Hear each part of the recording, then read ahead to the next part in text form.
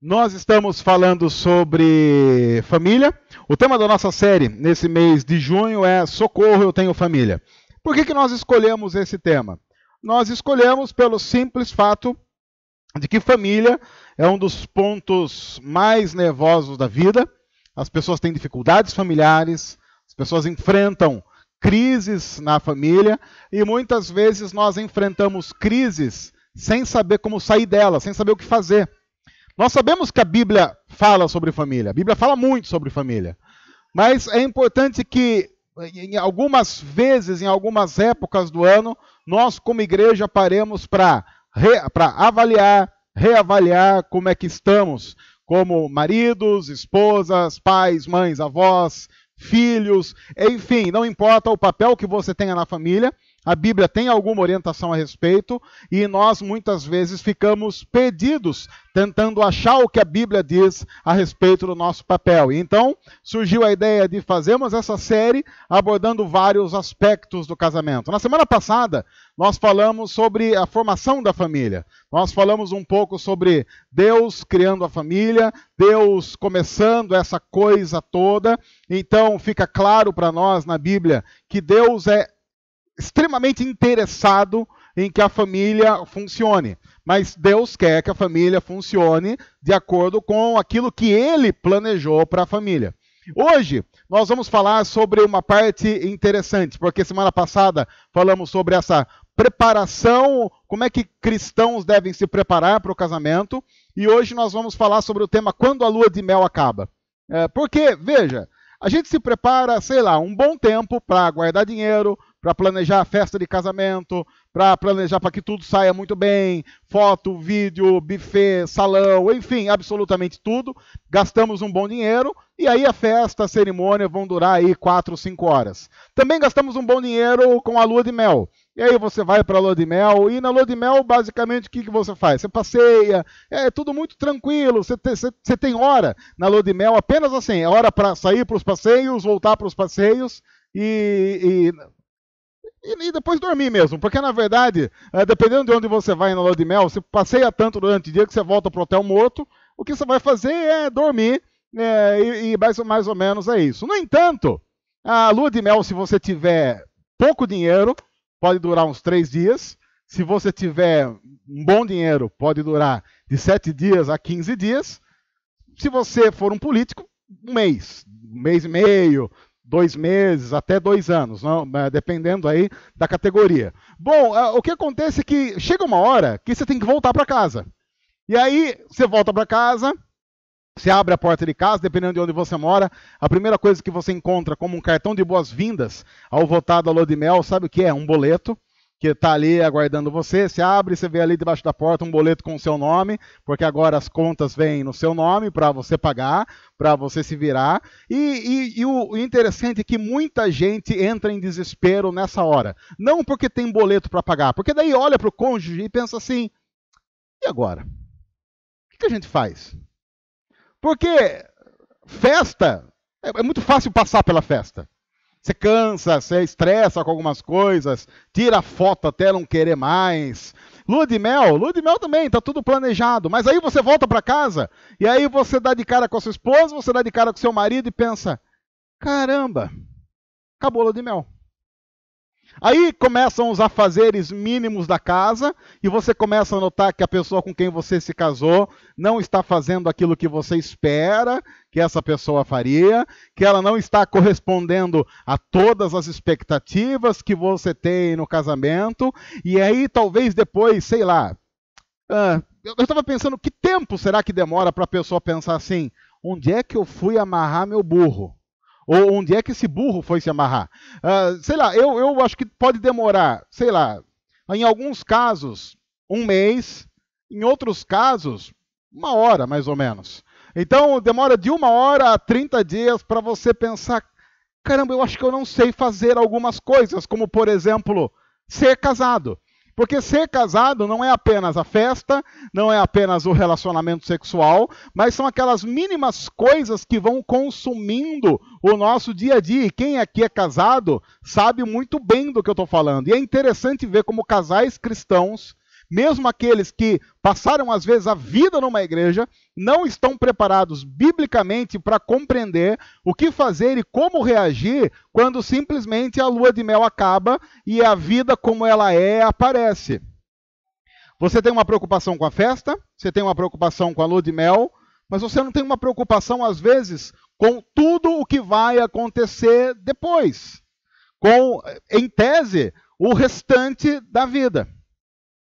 E a Bíblia tem algumas orientações a respeito de como o casal deve viver a vida comum no lar. Como é que o casal, como é que a família deve viver de acordo com aquilo que Deus estipulou. Antes da gente ir para o texto, sempre que a gente fala sobre família, as pessoas dizem assim, nossa, mas esse discurso da igreja sobre família é muito retrô, porque, veja, as orientações que a Bíblia dá sobre família foram escritas há 2000 anos, numa cultura completamente diferente da nossa, então é bem possível que isso não valha mais para o nosso tempo. Bom, se você é cristão e pensa assim, você tem dois problemas. O primeiro é a relativização das Escrituras. Porque se uma parte da Escritura não vale mais para hoje, quem é que vai determinar quais são as partes válidas? Porque se de repente, a Bíblia diz X sobre tal assunto, mas isso não tem a ver com o nosso tempo. Isso é muito complicado porque nós então começamos a relativizar as Escrituras, os princípios que estão por trás dos textos, e aí nós no final já não vamos mais saber de texto nenhum que valeria para esse tempo. E também as pessoas dizem assim, mas quem escreveu o texto vivia num mundo completamente diferente do nosso. Não. Porque se você conhece um pouco de história, você já deve ter ouvido falar, por exemplo, de Calígula. Calígula, alguém aqui ouviu falar de Calígula? Eu não vou pedir para contar a história, fiquem tranquilos. Mas se você já ouviu falar de Calígula, você deve saber que Calígula e todo aquele mise-en-scène acontece na época em que a Bíblia está sendo escrita. Então, sim, os autores bíblicos conhecem muito bem a podridão que o ser humano pode se meter na sua área sexual e familiar. Naquela época, por exemplo, havia uma famosa ilha chamada Ilha de Lesbos. Depois você pode procurar no Google. Produção, quem me falou, está aqui no ponto aqui. Inclusive, a palavra lesbianismo vem de Lesbos, que era uma ilha, assim, eu diria, um resort para que você, mulher, experimentasse das vicissitudes do sexo sem medida, da homoafetividade feminina. E por aí vai. Você já entendeu o que eu quis dizer. Mais ou menos naquela época em que o texto bíblico está sendo escrito. Os autores bíblicos escrevem sobre pureza sexual num mundo, muitas vezes, muito parecido com o nosso. Eles sabem do que estão falando. Tanto é que nós vamos para um texto, que é um texto em que Paulo escreve a uma igreja de Corinto. Antes de você falar, esse texto está numa sociedade diferente da nossa. Não está. Porque Corinto era uma cidade portuária, e como toda boa cidade portuária que se preze, o que você tem bastante numa cidade portuária? Navio, marinheiros e moças, eu assim diria, casas de veraneio masculina. Talvez essa seja a frase. Casas de... E Corinto era lotado disso. Então Corinto tinha uma forma de encarar a sexualidade muito, muito distinta. Tanto é que o pessoal de Corinto, e você vai ver daqui a pouco Paulo escrevendo nesse texto, tinha mandado algumas perguntas para Paulo dizendo assim, olha, com relação a isso, o que a gente faz? Porque era tanta gente na igreja vivendo uma vida tão complicada à luz do que eles achavam moralmente aceitável, que eles escreveram para Paulo dizendo, Paulo, ajuda a gente aí, porque tem um monte de coisa acontecendo aqui que a gente não faz ideia do que fazer. Então Paulo escreve 2 cartas, primeiro aos Coríntios e segundo aos Coríntios, para dar resposta à igreja acerca de algumas coisas que eles estavam vivendo. Por exemplo, olha que coisa interessante para você notar, como o nosso mundo, porque o ser humano ele apenas vai repetindo coisas que vão acontecendo no passado, achando que está inventando a roda. Paulo chega a dizer assim, olha, vocês me informaram, ele diz, eu fiquei sabendo, como é que ele ficou sabendo? Porque o pessoal escreveu que era um caso que eles pediam para Paulo analisar para ver se isso é legal ou não. Tinha um cara na comunidade, um senhor, que ele tinha uma esposa. E ele tinha um filho, só que o filho era filho só dele, não era o filho da esposa dele. Talvez ele fosse viúvo e tivesse se casado novamente, a Bíblia não fala. Mas era assim, era o pai, o filho e a madrasta. Aí o que acontecia? O pai e o filho dividiam a mulher. Tipo assim, porque quando o filho olhou para a madrasta e falou, gostei. O pai chegou, você aprova essa madrasta? Aprovo. Aí como ele viu que aprovava mesmo, eles estavam dividindo a mesma mulher. Então assim, tipo, domingo, terças e quintas era do pai, segunda, quarta e sexta era do filho, e, sei lá, sábado era o dia do Senhor. Então ficava ali para louvar a Deus, então dava aquela tranquilizada. Isso acontecendo dentro da igreja. Aí Paulo diz, gente, tem algumas coisas acontecendo no meio de vocês que só o pensar já envergonha a gente. Foi a primeira vez que a Bíblia fala de vergonha alheia. Tipo, Paulo vê aquilo, ele fica, como é que vergonha? Sabe quando você está assistindo alguma coisa, você sente vergonha do que a pessoa está passando? E ele fala, gente, tem coisa acontecendo aí que é absurda. Vocês precisam de orientação, porque vocês não entenderam nada do que Deus quer a respeito da vida familiar. Vocês estão invertendo tudo. Vocês não conseguiram compreender o efeito danoso do pecado e como o pecado distorce todas as relações, inclusive as relações mais bonitas criadas por Deus. Mas vamos para o texto então que eu vou ler, é o texto de 1 Coríntios, capítulo 7. Nós não vamos ler o texto todo, nós vamos ler apenas a parte introdutória desse texto para compreender alguns princípios estabelecidos por Deus para que a nossa vida seja vivida como casal depois que a lua de mel acaba. O texto começa assim: quanto aos assuntos sobre os quais vocês escreveram, aquilo que eu acabei de dizer, de Paulo respondendo a algumas indagações que os coríntios estavam fazendo, é bom que o homem não toque em mulher. Antes de alguém falar assim, mas esse é Paulo, hein? O contexto por trás disso qual é? Paulo está dizendo, a melhor coisa para o ser humano é servir a Deus. Se você quiser servir a Deus com toda a sua vida, com absolutamente tudo que você tem, o casamento não é uma boa opção para você. Paulo está dizendo isso e você tem que lembrar que Paulo, por exemplo, fazia viagens missionárias. Então, de repente, Paulo ficava de 2 a 3 anos fora de casa. A Bíblia diz que Paulo, no entanto, não era casado. Quando ele diz, ele diz o que ele está dizendo, ele diz, se você quer viver como eu vivo, se você quer poder dar toda a sua vida, 24 horas do seu dia ao serviço do reino, então é bom que você não case. Por quê? Porque Paulo sabe e conhece um princípio elementar para quando você volta da lua de mel.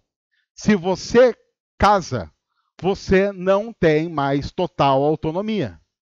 Quando a lua de mel acaba, a primeira coisa que nós precisamos descobrir, não queira viver de maneira autônoma. Isso não é casamento.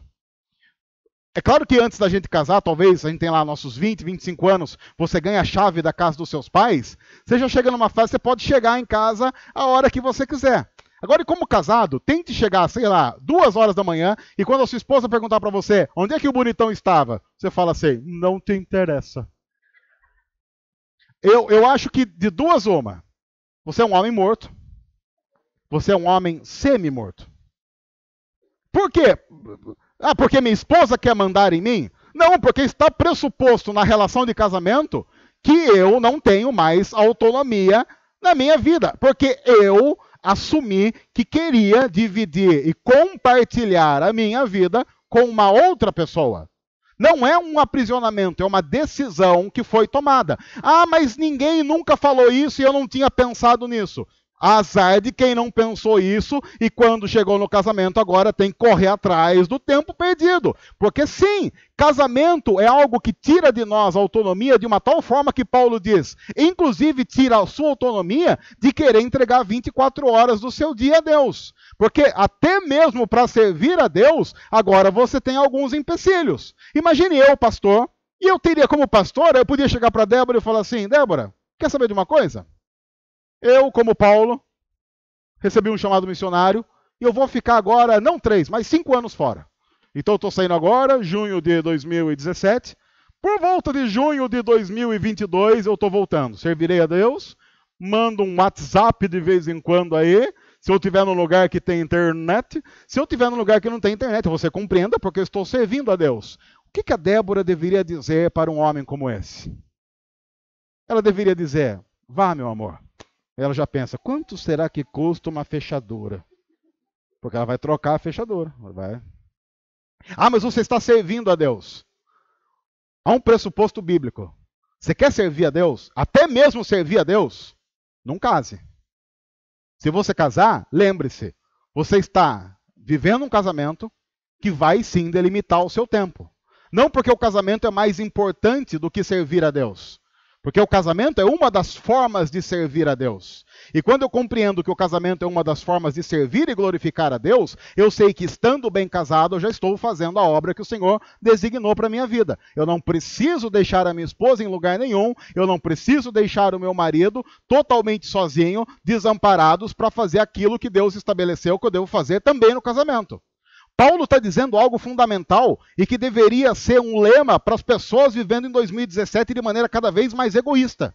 As pessoas não querem abrir mão do seu tempo, não querem abrir mão dos seus sonhos e não compreendem que Paulo está dizendo, numa relação de casamento, quando a lua de mel acaba, a gente precisa compreender, não há autonomia. E ele vai aprofundar isso daqui a pouco. Mas, ele diz, por causa da imoralidade, cada um deve ter a sua esposa e cada mulher o seu próprio marido. Ele está dizendo, no entanto, se você fala assim, eu não vou casar para servir a Deus, não vá deixar uma moreninha em cada porto. Tem uma música antiga, eu não sei quantos aqui conhecem, do Cancioneiro, produção, até mais uma vez aqui no ponto falando. Tem uma música, que eu ouvi isso uma vez, e eu era bem novo, isso marcou, que a música, a pessoa cantava, dizendo que em cada porto que passou, uma moreninha deixou, uma coisa assim. Não sei, já ouviram essa música?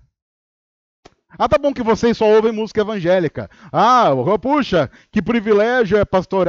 Mas essa música, nunca ouviram essa música? Não mesmo? Não, eu não lembro. Eu não lembro essa música, mas fala mais ou menos isso. Aí o que Paulo está dizendo é, no entanto, reconheça as suas limitações. Porque também não adianta nada ficar solteiro e viver pegando fogo por aí, vocês sabem bem do que eu estou dizendo. Usar a desculpa de que não vai casar para servir a Deus, mas quando vai servir a Deus, deixa uma irmã desolada em cada canto do planeta. Não vá me fazer isso. O que Paulo está dizendo é, quando a lua de mel acaba, você tem que ter uma maturidade para compreender a vida como ela é. E é interessante como casais cristãos cada vez mais têm dificuldade para entender a vida do jeito que a vida é, como Deus estabeleceu. Cada vez mais nós vemos casais com profunda dificuldade para abrir mão, cada um deles, dos seus projetos em prol do outro. E uma das grandes manifestações disso, inclusive no nosso tempo, está em como as pessoas tratam os filhos. Paulo está dizendo, você quer servir a Deus integralmente? Não case. Porque se você casar, você tem responsabilidades com a sua esposa. E se tem responsabilidades com a esposa, é claro que se Deus te der filhos, você tem responsabilidade com os filhos. Eu não sei quantos viram, passou uma reportagem aí, de uma escola em São Paulo, que agora não é uma escola de período integral. Ela é uma escola de cuidado integral. Então funciona assim, se eu não me engano, ela é das 7 às 7, me corrijam se eu... 7 às 8. Olha aí, 7 às 8. Então você deixa o seu filho lá às 7 da manhã, vai buscá-lo às 8 da noite. E ela não apenas ensina o seu filho as coisas das matemáticas da vida, ela prepara e dá papinha, dá banho, corta cabelo, lava roupa, passa roupa, de uma tal forma que você não tenha que fazer absolutamente nada com o seu filho. Nada. Você vai lá, pega a criança, ela está pronta para a vida. Você não tem que gastar nada do seu tempo com ela. Tem, inclusive, uma entrevista de uma mãe gabando-se que ela nunca fez papinha. Eu fiquei pensando, caramba, eu tenho 2 filhas. Hoje eu vi uma propaganda, agora à tarde, estava assistindo televisão, um pouco antes. Não vou nem falar um pouco antes do quê, para não gerar uma consternação aqui. Daí passou uma propaganda, não foi na Globo que passou isso, que estava nos outros canais lá, porque como é que os casados assistem futebol? Você assiste futebol, quando acaba o primeiro tempo, a esposa já vai correndo trocar para o canal Discovery alguma coisa, GNT. GNT é aquele canal suspeito, né? GNT. E aí passou lá a propaganda de Bepantol. E quem aqui teve filho, sabe? Um dos grandes gastos da vida é com Bepantol. O que é o Bepantol? Bepantol é pomada de bumbum. Então, a cada cocô, a cada xixi, uma lapada de Bepantol. E Bepantol, vai Bepantol que não acaba mais. E aí o Bepantol, porque tem uns outros, tem também o Bepantol é a versão mais atual que tem do hipoglós. Tem hipoglós com... Agora tem uns hipoglós com castanha, uma castanha. Amêndoa. Hipoglós com amêndoa. Eu falei, mas eu não vou experimentar isso, Brasil. Eu só quero passar no bumbum. Vocês usam Bepantol ainda? Não? Usa Bepantol ainda? Quanto que tá um Bepantol? Não sabe quanto? Quanto? R$15. Você vê, R$15 para você pegar e passar no bumbum. É aquilo. Eu estava falando para a Débora, você lembra de comprar Bepantol? E assim, comprar Bepantol, você sabe, ela tem a ver com trocar fralda. E a gente ficou com saudade de Bepantol. Não, nós não estamos tentando engravidar, não tem filho a caminho, a gente acha que não vai ter aí. Mas a gente fica com saudade de trocar fralda. Se você coloca o filho nessa escola, você nunca vai trocar fralda. A não ser que aconteça um desastre à noite. Mas provavelmente a pessoa que deixa o filho na escola às 7 até às 8 com tudo, deve ter um babá para fazer a criança dormir. Porque ninguém é de ferro de ter que aguentar uma criança chorando às 3 horas da manhã. Porque, claro, eu não vou abrir mão, inclusive, do meu sonho profissional para cuidar, sei lá, de uma criança. Porque criança atrapalha o crescimento profissional, atrapalha a vida, atrapalha o sono, atrapalha um monte de coisa. Claro, se você tiver uma visão totalmente pagã de uma pessoa a ser criada, a ser amada e que é um presente de Deus para nós. Mas claro, pessoas que têm dificuldade com o egoísmo vão ter profunda dificuldade com filhos. Pessoas que têm dificuldade em abrir mão de algumas coisas, quando pensam em abrir mão em prol de alguém que, sei lá, dessa peste que a gente chama de filho, porque é assim que muita gente pensa, chegam a passar mal.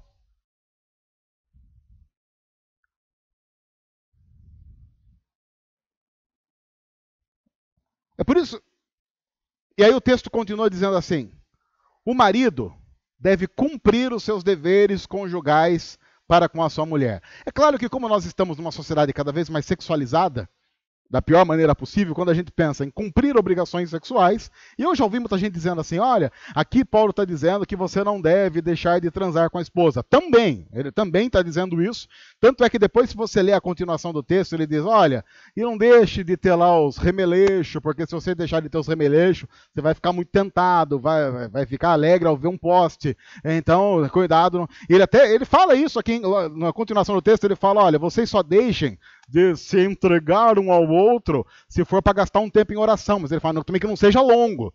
Tipo, sei lá, uns 2 dias tá bom aí, porque senão vocês vão acabar... Paulo é muito claro ao lidar com as tentações. Ele diz, olha, se você, sei lá, fala que vai ficar 30 dias sem ter relacionamento com a sua esposa, você começa a correr um risco enorme. E a gente sabe do que está falando. Agora, a gente tem que olhar para esse texto, então, e imaginar, quando Paulo diz que maridos devem cumprir os seus deveres conjugais com a sua mulher, do que é que você acha que a Bíblia está falando? Imagine que Deus chegue para você, homem, agora eu quero falar aos homens, e diga assim, você tem que cumprir os deveres conjugais com a sua esposa. O que você acha que Deus está querendo dizer com isso? O que Deus deve ter na cabeça dele quando ele pede que um homem cumpra os seus deveres conjugais com a esposa? Há uma série de possibilidades com relação a esse texto.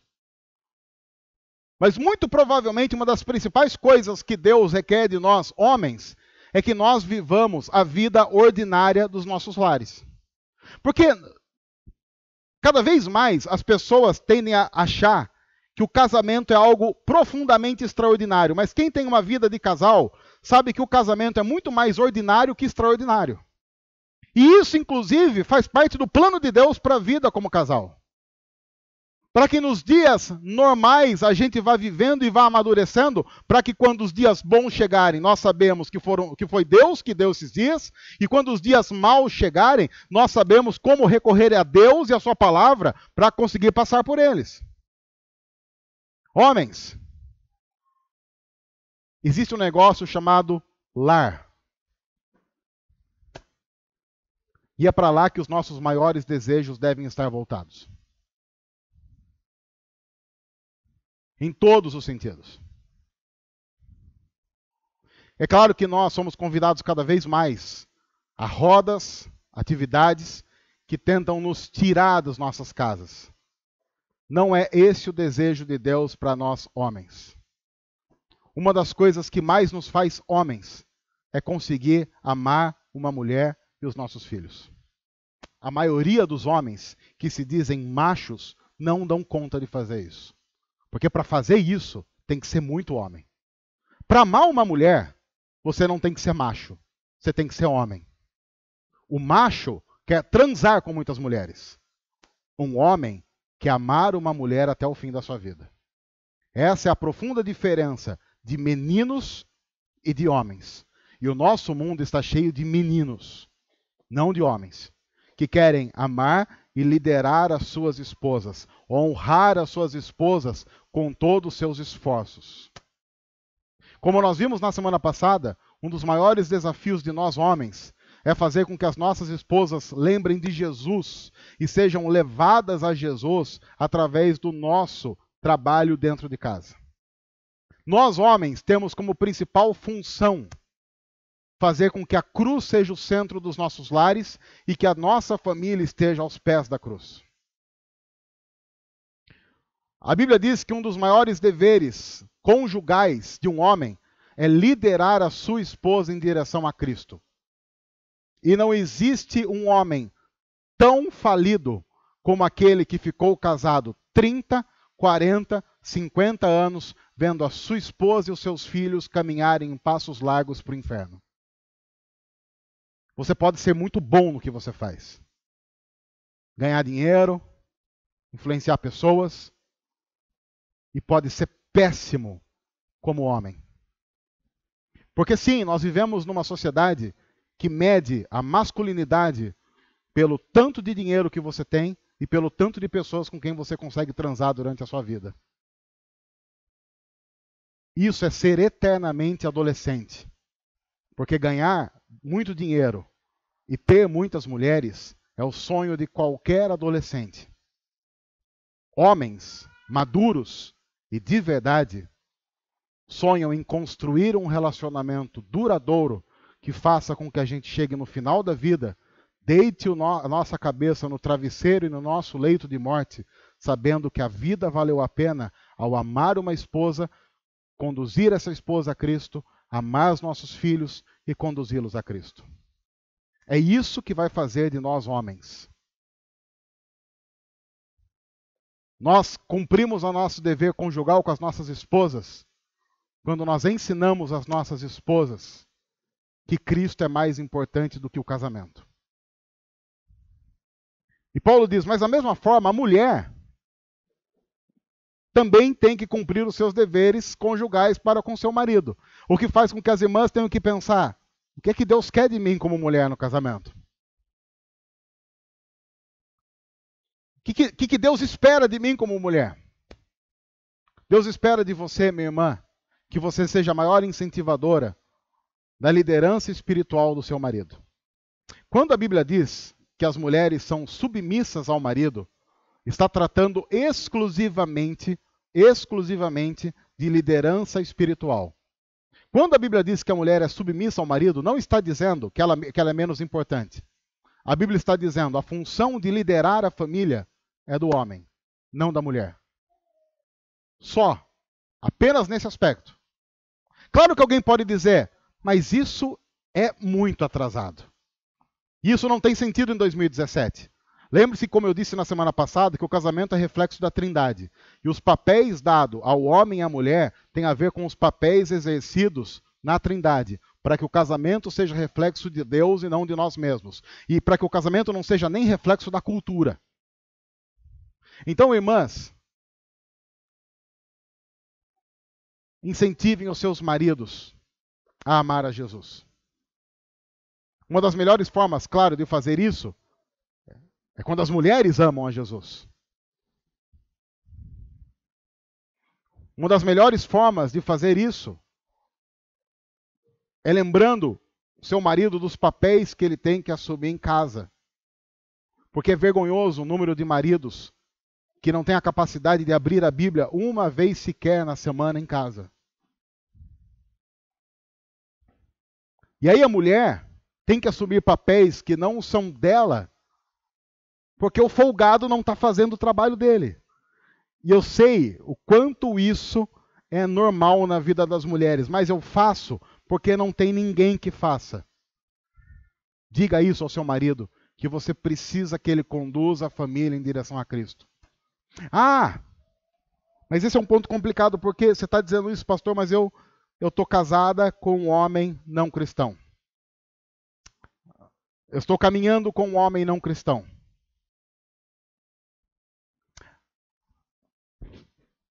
Eu quero apenas dizer para você, minha irmã, que está caminhando com um homem não cristão. Seja ele de dentro ou de fora da igreja. Porque há muitos homens não cristãos dentro da igreja. Os homens que não assumem o seu papel como homem cristão estão se assumindo como homens não cristãos.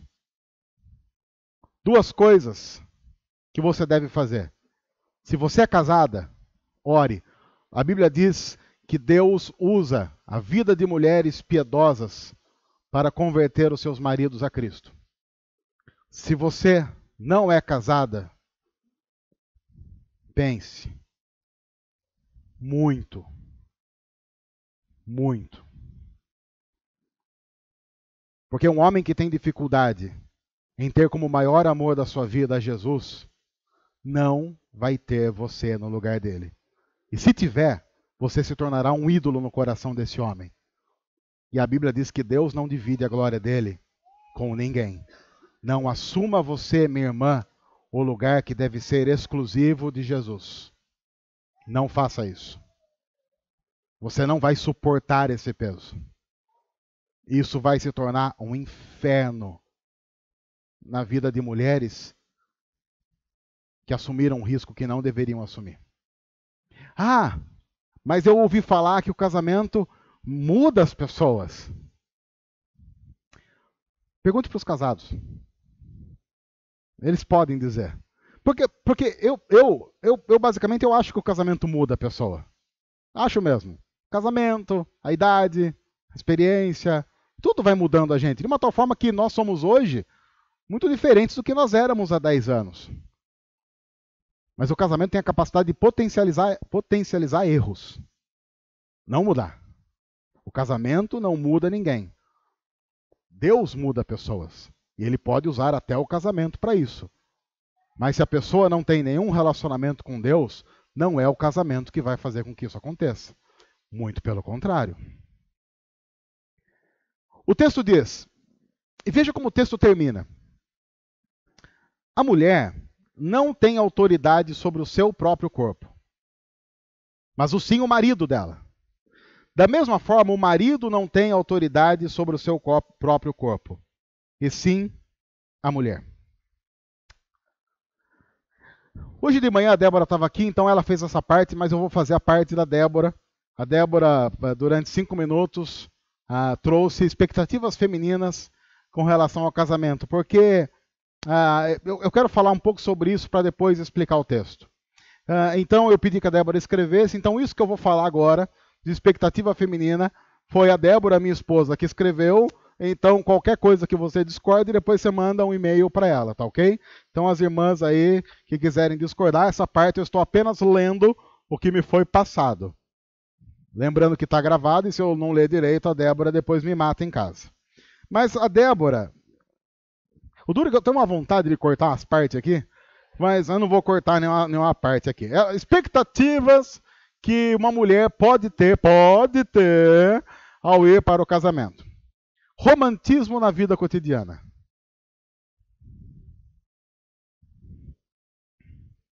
Café da manhã na cama. Eu quero dizer que a Débora não está aqui dando um testemunho. Ela está falando do que ela ouviu das amigas. Né? Café da manhã na cama. Flores no fim do dia.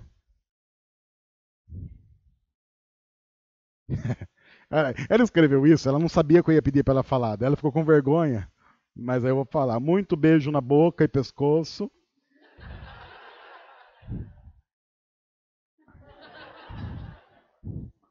E ela colocou até aqui, ó. Ela colocou, tá escrito aqui, eu não estou inventando.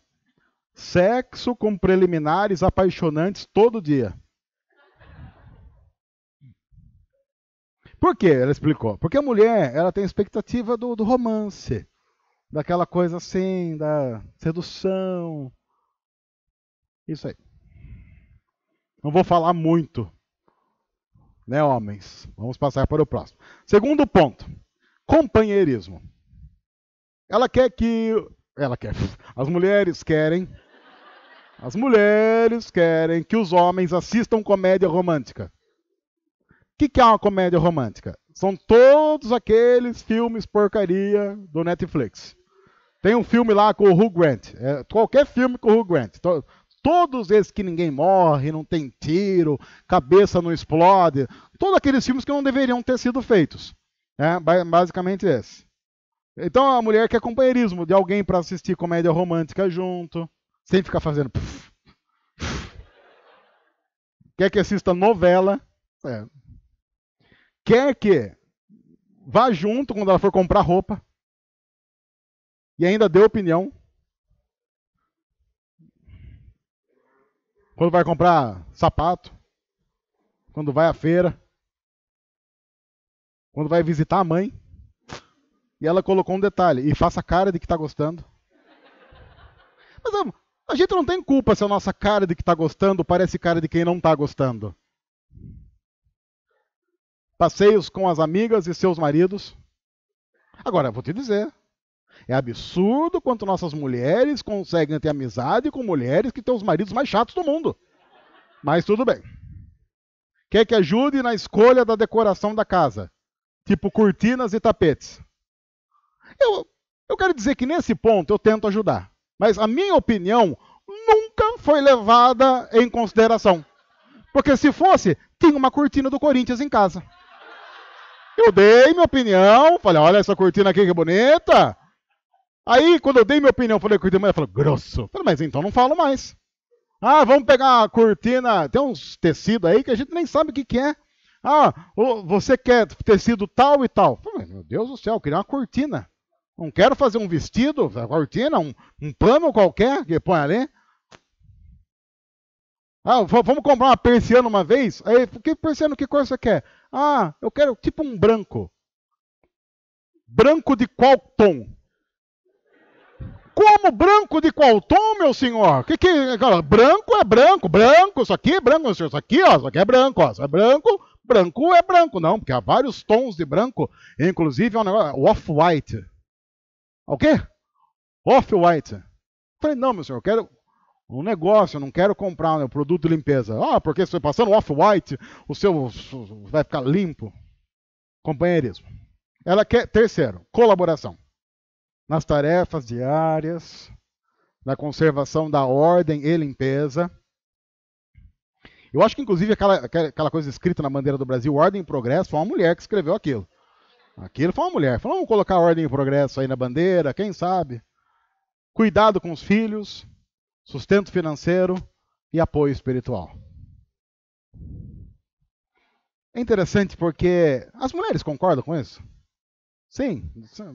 Sim? É? Sério mesmo? Não tem nenhuma que vai falar que não concorda para poder chegar em casa e falar assim, ah, falou errado. As mulheres concordam que querem isso mesmo? Mas da novela não. Obrigado, novela não. Pronto, pelo menos. Mas a comédia romântica, sim? Ah, o Beto gosta de... Ah! O Beto gosta... O Roberto Caldas de Sá gosta de novela. Qualquer novela? Ah, descobri aqui agora. Ah, novela. Mas tudo bem. Mas faz parte. É um homem romântico. Mas as mulheres concordam com isso? Sim. Isso... Não? Ufa. Tá com nada ou com tudo? Qual a última parte? Colaboração? Ah! Ora, bolas! Essa parte que podia não concordar tanto. Assim. É engraçado porque você olha para a expectativa. A mulher às vezes quer um homem romântico, mas romântico é alguém assim. Eu entendo quando a mulher diz romantismo. Porque sim, a mulher sabe que a gente não vai levar café na cama todo dia. Mas também não precisa ser nunca. A mulher quer um homem que se mostre em amor. Eu acho que toda mulher, todo homem gostaria disso. Imagine você conviver com alguém que vira e mexe lembra de falar que ama você. Mas não apenas de falar, demonstrar que ama. Um companheiro. É legal você se relacionar com alguém, sei lá, que pode ser que não assista novela todo dia, não assista um filme todo dia, mas que também consiga entender a importância de fazer isso às vezes. E que colabore, participe da vida do lar. Porque eu acho que já passou essa época de dizer que a mulher é dona do lar. A mulher tem uma visão que muitos homens não aprenderam a ter porque não foram ensinados, mas dono do lar é todo mundo. É interessante que quando eu ouço homens e mulheres falando a respeito de expectativas, embora sejam expectativas às vezes muito diferentes, porque os homens eles falam o quê? O que eles querem? Nada, não querem muita coisa. Querem poder jogar videogame, jogar bola, fazer churrasco e beber cerveja. Basicamente, um homem fazendo isso, ele está feliz e vive a vida tranquila até o resto dos seus dias. Mas é interessante, sabe, homens? As nossas mulheres querem amor, companhia e colaboração.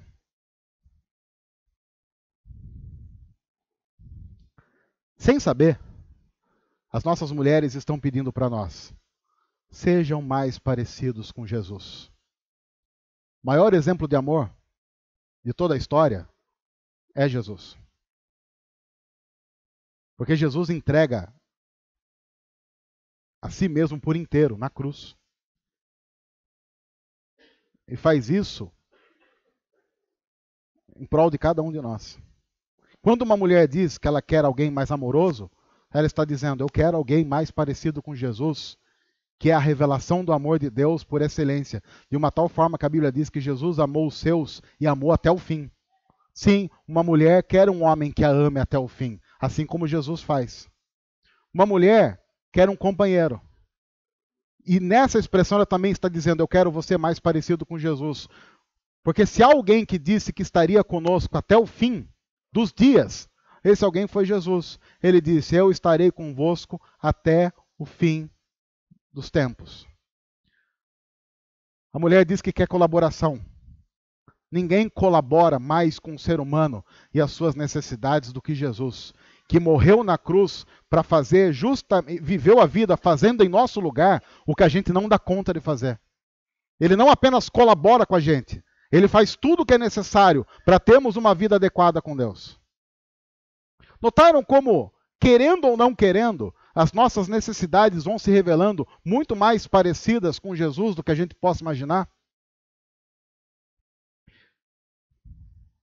Homens, eu já disse isso no encontro de casais que nós tivemos há 2 anos atrás. Eu quero repetir. Nós, como homens cristãos, precisamos parar de deixar as nossas esposas clamarem por isso e sermos nós a lutarmos por isso em nome delas. Porque quando nós amamos as nossas esposas, nós amamos a nós mesmos e servimos a nós mesmos. Porque o corpo da nossa esposa pertence a nós, assim como o nosso corpo pertence às nossas esposas. Porque a Bíblia diz lá em Gênesis 2 que quando nos unimos a nossas mulheres, nós nos tornamos uma só carne com elas. De uma tal forma que a Bíblia diz que quem ama a sua esposa, ama a si mesmo. E quem ama o seu marido, ama a si mesmo. Nós precisamos exercitar como servos de Deus o amor sacrificial dentro do lar, como reflexo do amor sacrificial de Jesus na cruz. Agora, imagine se terminar a lua de mel, você voltar para sua casa, mas só imagine, e nos 50 anos seguintes, caso assim Deus permita, o seu marido cada vez mais, cada dia mais, ficar mais parecido com Jesus. Irmã, seria legal, não seria? Imagine você casado com uma mulher que nos 50 anos pós lua de mel, a cada dia, ajude e auxilie você a ser mais parecido com Jesus. Problemas virão? Virão. Dificuldades virão? Virão. Os dias maus virão? Virão. Mas pessoas que estão cada vez mais parecidas com Jesus terão mais maturidade para lidar com isso. Se nós redescobrirmos que as nossas rodas de conversa masculina precisam girar menos sobre nós mesmos e mais sobre Jesus. E se as rodas de conversa femininas também girarem mais através e sobre Jesus do que as próprias irmãs. Eu sei que falando isso, a gente não está falando absolutamente nada novo. É tudo muito antigo, é tudo muito velho. E segundo muitos, é muito démodé. Mas nós estamos falando de algo que transforma a vida. Porque nós sabemos o quanto o nosso casamento, nossos filhos, têm a capacidade de nos levar do céu ao inferno. Eu recebi hoje uma frase de um amigo, e ele dizia assim, usa isso aí lá, acho que isso aí cabe na série, hein? E ele escreveu assim, era uma frase dessas que a gente ouve, dizendo que a minha casa, sem a minha esposa, parece um inferno. A frase continua dizendo, no entanto, a minha casa, com a minha esposa dentro, parece um inferno com o diabo.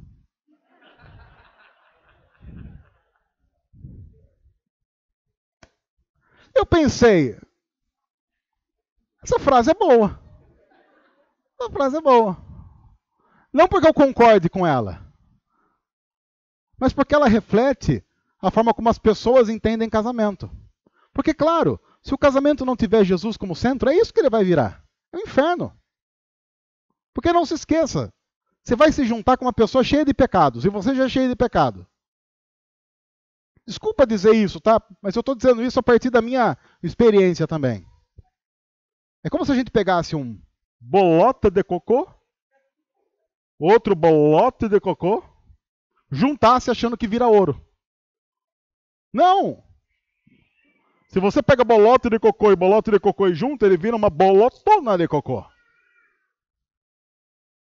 Porque assim, pecador se juntam debaixo da mesma casa, você tem a potencialidade do pecado debaixo do mesmo teto. Só Jesus consegue dar conta disso. De uma tal forma que se você é casado há um ano você vive um milagre. Se você é casado há 5 anos você vive um milagre. Se você é casado há 10 anos, 10 anos de milagre. Se você está casado há 50 anos, é hora de já ir para o céu, porque já está aí, olha que eu vou te dizer, já está 50 anos no milagre e já vai para o céu, já vai direto. Casamentos não dão certo porque a gente sabe casar bem. Casamentos dão certo porque Deus abençoa e faz com que eles deem bem. Você pode dizer, mas eu conheço muita gente que está casada há muito tempo e que não passa por nada disso. Você pode estar casado há muito tempo e ter um péssimo casamento. E o que eu estou dizendo como bom casamento? Estou partindo do pressuposto cristão de que um bom casamento é um casamento que reflete mais quem Deus é do que quem nós somos. Esse é um bom casamento cristão. Você pode ter outros bons casamentos segundo os padrões da cultura? Pode. Mas a nossa conversa é sobre casamento cristão, partindo do pressuposto de que cristãos querem casar de acordo com o que Deus estabelece. Pensando nisso antes e depois do casamento. Antes da festa e depois da festa. Para que os nossos casamentos aconteçam para a glória de Deus. E que Ele nos abençoe. Deus, obrigado por Tua palavra. Nós pedimos que ela nos guie em direção ao Senhor todos os dias da nossa vida. Para que possamos ter relacionamentos marcados por Tua vontade e não por nós mesmos. Pedimos que o Senhor abençoe nossos lares, nossos casamentos, nossa preparação para o casamento, enfim, em qualquer área, em qualquer parte da vida que estivermos. Pedimos que o Senhor nos direcione, com a coragem de assumirmos o papel que o Senhor tem para nós. Em nome de Jesus. Amém.